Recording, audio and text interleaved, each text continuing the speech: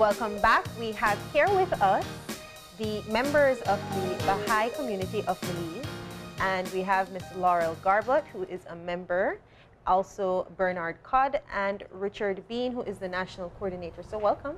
Thank you. And today is a special day for you guys, right?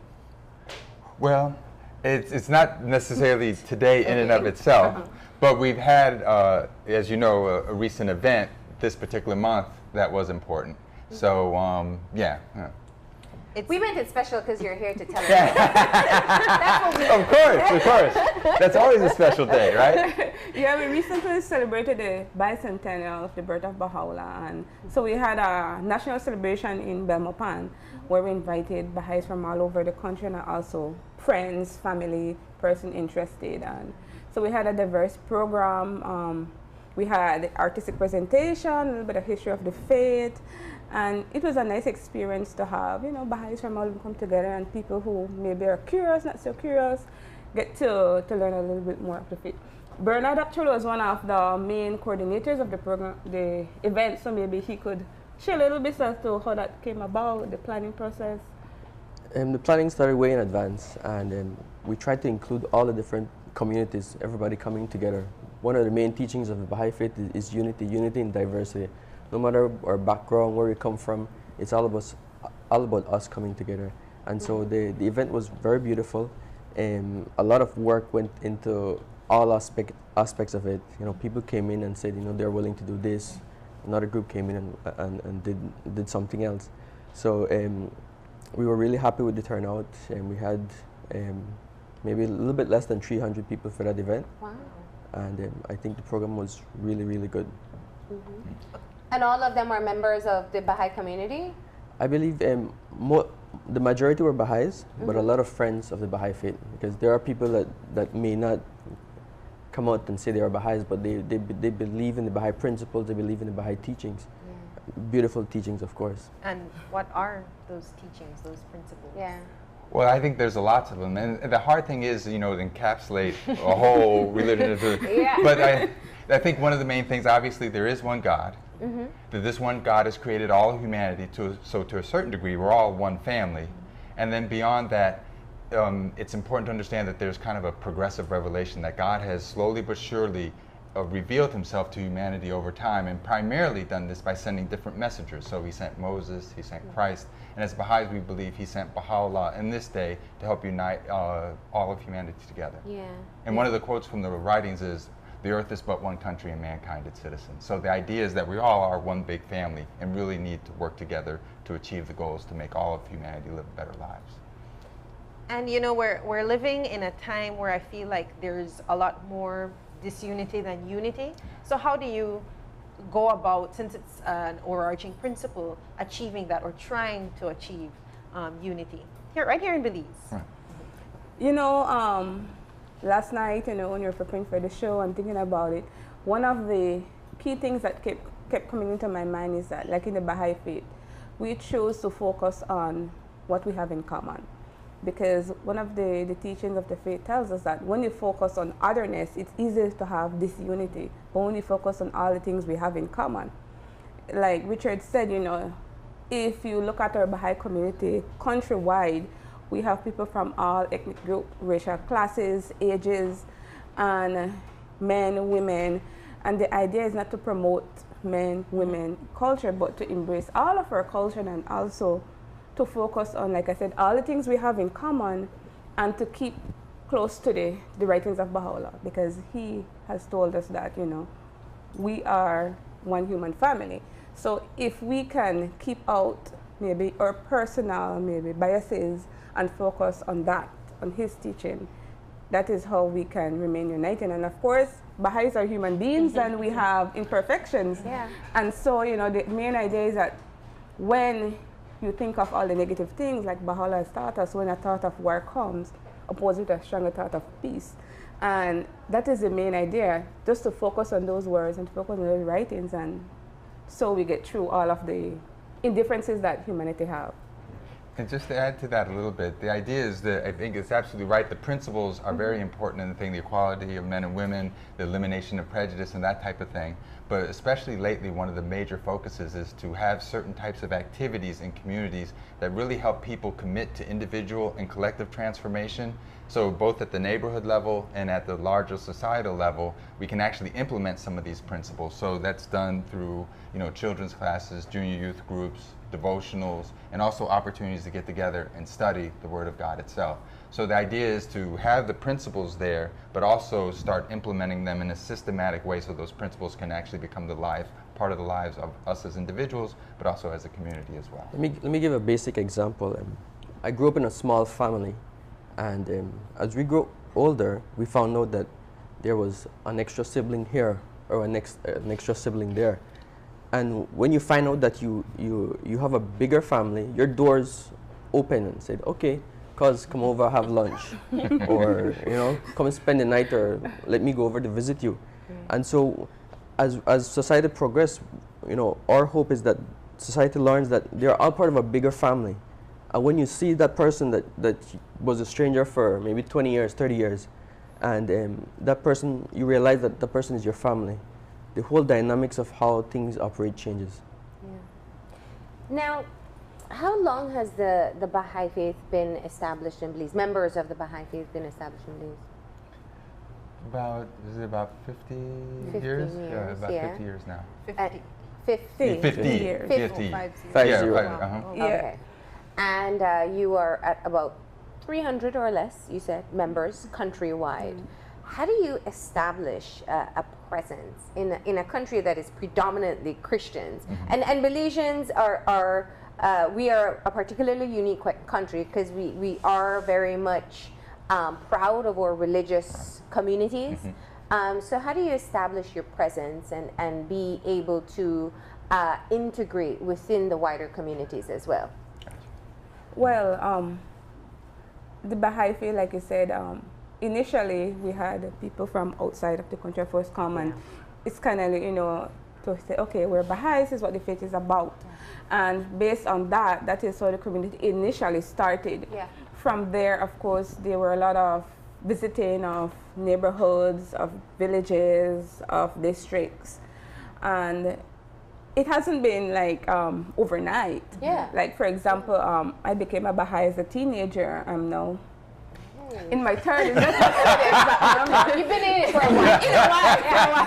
For a while. So it has grown. There are like people who grew in Baha'i families, like Bernard, for example. His parents were Baha'is, and so he kind of grew up in that family. Myself, I am the only Baha'i in my family. In that, as a teenager, I kind of investigated based on having met someone who was from a Baha'i family. That's kind of how the faith spreads. Our community building activities, like Richard mentioned, aside from our religious celebrations and observances, we do have activities for children, for youths, for adults. And our activities are not geared to convert anybody, but basically to teach the principles of our faith, and to say, like for the children, for example, we focus a lot on virtues.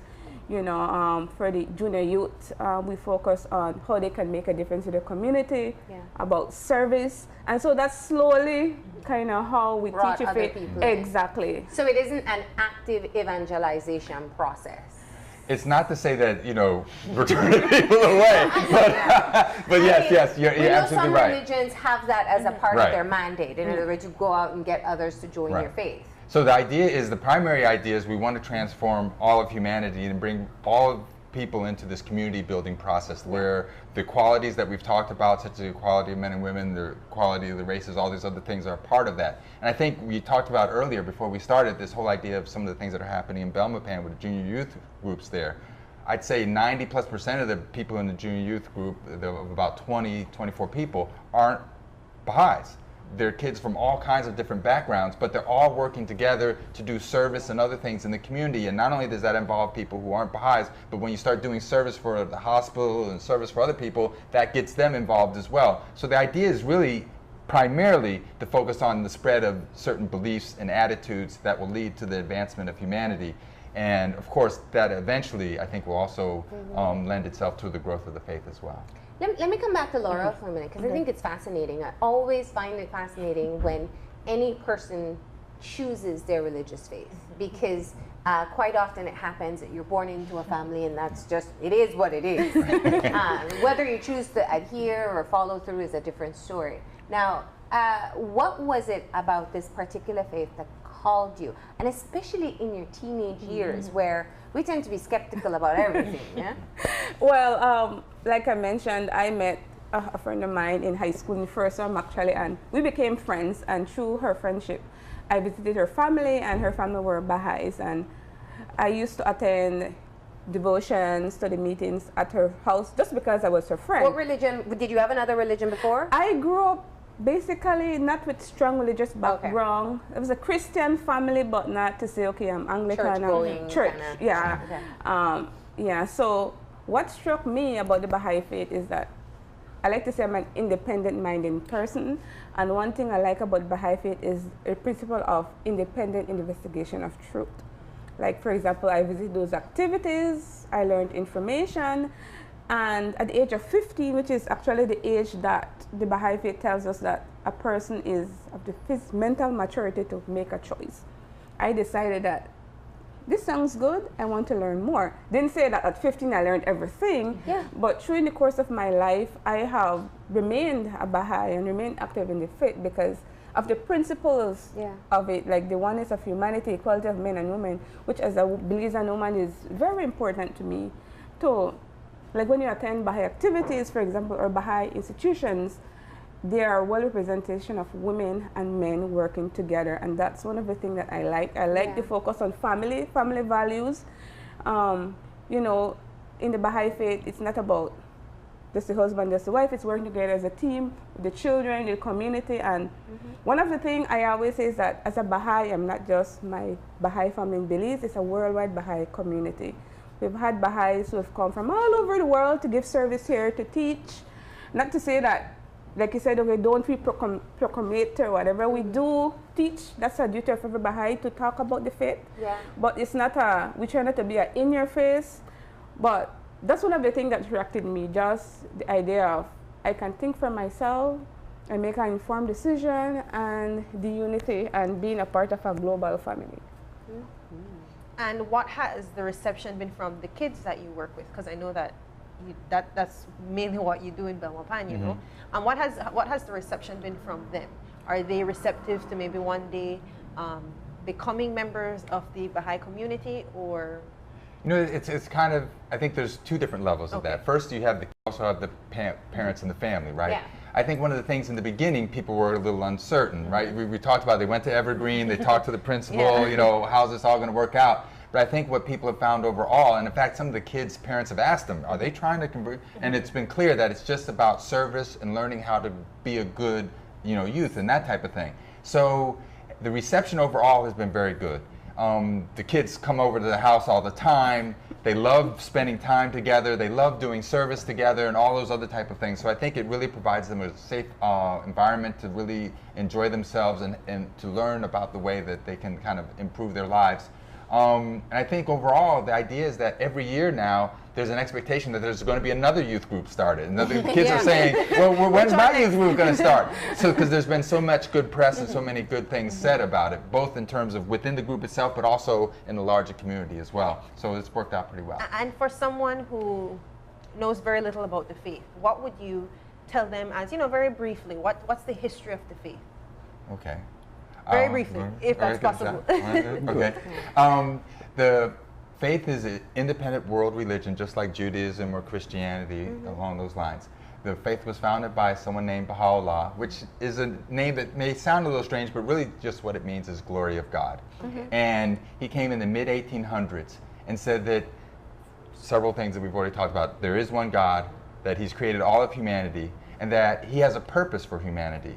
And the whole idea is that the primary way that he's implemented this purpose is to educate humanity over time. So he sent messengers like Moses, His Holiness Jesus Christ, and we believe in this day that he sent Baha'u'llah to come with a message that would allow all of humanity to unite and be one family. And the reason why it's possible in this day and maybe not in previous days is humanity wasn't mature enough at that time, nor did it have the resources to be able to do it. Now we can fly all over the place, we can communicate with each other. Now we're at a stage where uniting of all of humanity is a possibility, and God has sent a messenger and a message to get that job done. And it's not that humanity is going to do it, but it's part of God's plan. He's given us the opportunity now. Now we have to just implement it and see it through. Where do you have the largest communities?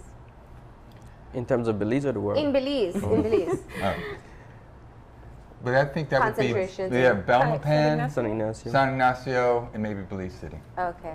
And tell us a bit about the spiritual assembly, the celebration that you had coordinated. Okay, it was all a rush. I'm sure you didn't forget the date. But like I said before, in the Baha'i faith, we like a lot of diversity. Yeah. You know, if you have a garden, if you just have red roses, it's beautiful. But if you mix in some yellow, some white, some purple, and this so what, you have a more beautiful garden. And so some of the activities included, we had a young man from Dangriga. He came in, we did some drummings. We had a beautiful black light dance. So it's all black lights, and you have glowing. We had presentations by children. We had prayers, of course. We had writings, and we also had a video to showcase a bit of the history of the Baha'i faith. So it was just a celebration. A celebration. Yes, because everybody it's coming together. 200 years since the birth of Baha'u'llah, so it's like a significant time in the history of the Baha'i faith, and not just in Belize, all over the world, based on their timeline. Communities were having similar celebrations, some bigger, some smaller, based on their capacity, of course. So it was not just in Belize, all over the world we were celebrating this special occasion. But I mean, I think part of it also was that almost everything that was done during the celebration focused on a vision of unity and that type of thing. So all the artistic expressions express that ideal in one way or the other. Now, what has been the level of interest for new persons wanting to join the faith? In the Baha'i faith, or in Belize, your people are accustomed to having a central clergy in a religion. Somebody, a priest, a pastor, a bishop. And he's going to present the sermons, and he's going to teach. In the Baha'i faith, it works a bit different. There's no clergy. There's no central pulpit. Nobody goes and really per se preach. We sit in circles, and you know, everybody's voice is equal. And it's, as Laurel said, it's independent investigation of truth. It's not like you're not going to sit and listen to somebody tell you what to believe. You're going to read and look out for yourself and see if whatever message is coming to you is appropriate for this time and age. Maybe if it interacts well with science, if it addresses some of the social ills that we're having. And so I wouldn't say being a Baha'i is not as easy as going to church. It's about really doing. You have to do the work. Like you have to read if you're going to come and be a part of the, I guess you call it celebration. To the extent that you can be a Baha'i with not being a Baha'i because of your level of service to the community and your level of love to humanity.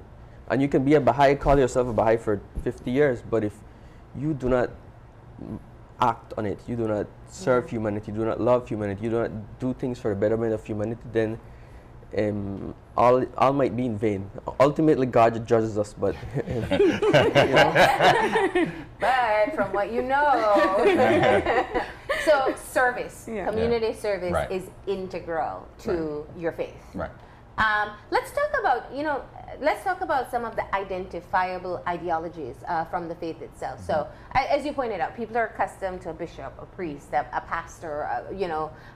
Some people are used to a particular format within a church, or testimonials if they're part of Pentecostal community. What are some of the identifiable ideologies and traditions within your faith? Well, as Bernard mentioned, the absence of a clergy is, I guess, significant. Baha'u'llah has left us the administrative order. It's kind of short time to explain the whole thing, but the idea behind it is, for example, like Bernard and I are a member of the National Spiritual Assembly of Baha'is of Belize. which is the administrative body that we serve on to administer the faith in the country of Belize. Okay. That body is elected by Baha'is in the country of Belize based on how Baha'u'llah has outlined it should take place. Yeah. So that's the governing body, that administrative type thing. Yeah. Each local community, for example, Belize City has a local spiritual assembly elected by members of the Baha'is in Belize, and each district, where there are 9 or more Baha'is, it is their duty to have a local spiritual assembly, because that's prescribing our faith. That's how, because even though we don't have a leader, certain things need to be taken care of. Yeah. So that's just exactly. Make sure the lights are on in your paying the bills, exactly. So aside from that, it's not a status, it's a service, because you are serving. Yeah. We have holiday celebrations like the one we just had that are outlined in the faith. We have what we have in 19-day feast, which is every 19 days based on the Baha'i calendar, where it's a religious celebrations. We have prayer, we have song, we have music, we share some sort of food. So those are the things that are ingrained. The holidays, the 19-day feast are ingrained in the faith. Aside from that, our Baha'i communities, based on the dynamics of that community, have our children classes, which are geared towards young children. We have junior youth groups, which is the Junior Empowerment Program that Richard was talking about. And then we have institute courses. The purpose of institute courses is to empower people to serve, to have them find their path of service. Like we said, one of the big things of the Baha'i faith is, how are you going to serve? It's not just, I'm a Baha'i and then I relax. It's our duty to teach, to serve, and to also, like I said, promote the principles of the faith. Yeah. Aside from that, we have devotional meetings. Devotional meeting is like, we get together with prayer, we have fellowship. Anything else that I missed out? No. That's most of it. Okay. I mean, other than that, it's just flexible what the community wants to do. And where is your central base? Where do you gather for prayer? Well, one of the big things that we focus on is neighborhoods. Like, for example, I have activities in my home, in my neighborhood. We do have centers in several of the communities. We have our national center, which is in Belmopan. But Corozal, for example, have their center where they can have activities for the whole community. However, if Bernard, for example, decides he wants to, go out and invite his neighbor to pray to his home, that's totally acceptable, because that is where they live. That is his community. That's people he has that one-on-one with. So devotion, anybody can have a devotional meeting. Okay. And where do you hope to see the faith in the next 10 years in Belize? That's one thing in terms of the exact numbers. I think more than anything else, at least in my mind, what we'd like to see is the implementation of this program that we've got outlined right now. The whole idea is to help transform individuals in neighborhoods and hopefully larger societies, and then by implementing these children's classes, junior youth groups, devotionals, and the study, I think if we can get that process going well, then I think we can really see some big impacts in the community. And just out of curiosity, what is, maybe from your experience, what was the hardest part of becoming a Baha'i? What was the most challenging part? Because I know, I mean, I grew up Catholic. Maybe I can add to that. Okay. It's not because you're born in a Baha'i faith that means that you are compelled. Yeah. Right. For instance, there's no baptism. So when you're born, you're welcome, and that's so. When she mentioned it before, when you get to age 15, then you decide, okay, is this right for me? Does this fulfill my needs? Do I want to look farther? And that sort of stuff. It's not like, and myself, my family, my big family is the only Baha'is, and so for me growing up, it was difficult. But the principles of knowing that I'm part of a process or part of a religion that makes the world a better place, irresponsible of color, creed, religion, it has the potential to change the world. And also another thing dear to my heart was that religion needs to be in sync with science. You can't have religion, which is one great force, and science, which is another great force, fighting each other, because you might not get too far. But if you have two of these together, then it's good and good. I'm so glad you mentioned that, because that's one of the fascinating things that I find about Baha'i faith. What is the root of this integration between, or balance between, religion and science? Well, I think Baha'u'llah was a scientist? Or? No. I think it really goes back to this whole idea of independent investigation of truth. And that when you look for truth, we have two main forces for determining truth, religious and scientific. And truth is one. It's not like there's 5 different truths out there, and if you look through one lens, it's one thing, and another lens, it's another thing. Truth is one, so therefore, no matter which lens you're looking at it with, it should arrive pretty much to the same place. It's a third side of the story. Right. Yeah, I mean, there's truth, and then there's religion, and all. If the triangle is working together, then everything should go in a pretty good direction. So let me give you a scenario. This morning I was in traffic jam, right? And the truth is that you shouldn't overtake when there's so many cars on this side, right? Tell us. So that was the rule. But let's say I got into an accident. I got my hand broken or something like that. The truth is that you shouldn't overtake. But the ambulance comes, and I'm like, ambulance, don't overtake these vehicles, because you can create another accident. And so truth is relative sometimes. It depends on from where you're looking at. Right. And that goes through society, that goes through all the ages and the world and our micro society here. And an evolving society in general. Exactly. It's changing all the time. But just one more thing that you asked about, what's most difficult. I think one of the biggest challenges is a matter of standards that you have in your life, right?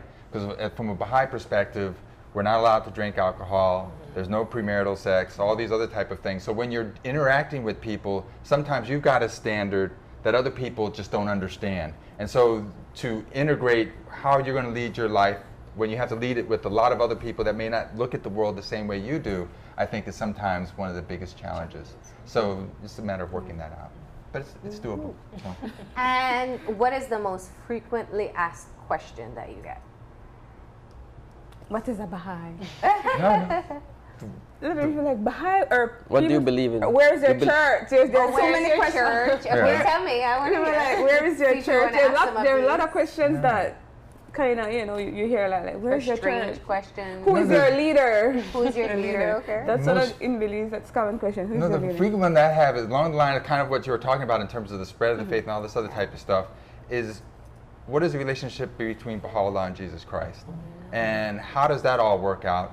And if you say Baha'u'llah is the next messenger, how can that be true when Jesus says certain things in the Bible as well? And so it's understanding that and working out that discussion, I think. What could you really understand? You believe in a God. So you believe in a God, you believe in Jesus Christ, but you believe that Baha'u'llah was a subsequent messenger following Jesus Christ, who was born 200 years ago, so he's fairly... Right, exactly. Yeah, interesting. And that they're all linked. That with Buddhism, Hinduism, and the other religions as well. Let me see. What about respect of other faiths? Well, actually, the person who actually taught me most of the faith, Miss Mary Williams, who is one of the senior members of her Baha'i faith in the country. She's very elderly right now. She has this way of describing it. She says it's like a mirror. And if we look up at the sun, you can't see it, it will hurt your eyes. But when you put the mirror, the light is reflected there, and now you can look at it. And progressive religion is similar, through the course of humanity. At some point we need somebody to tell us certain information, we're able to digest it. Likewise, a child in preschool, you learn your numbers, you learn your colors. When you go to primary school, you learn a little bit more, you go to high school. So as humanity develop and progress, so we learn more, and so is the messengers of God. As humanity develop more capacity, they were able to reveal us more. Hence why, like in the Baha'i faith, like we say, we have administrative bodies because there are certain administrative needs to take place, but humanity has the ability to read the writings, to think for themselves, and and as Baha'is, we don't denounce any messenger of God because we embrace that it's all the same light that is continuing. The light doesn't stop, and God did promise that he would never leave us alone, and he's not left us alone. And it continues. So that is how the Baha'i faith, we embrace all messengers of God. Well, we thank you for being here this morning and sharing a bit about your faith. I feel like I was back in my theology course. But no, it's important to understand the different beliefs that people hold if we want to be able to live in a respectful society. So I appreciate you coming in. We appreciate you sharing all the information. And of course, you have a website and a Facebook page if anybody wants to learn more. Thank you once again. Thank you for We have to go ahead and take our final break now. And when we come back, we'll have our wrap up. So stay tuned.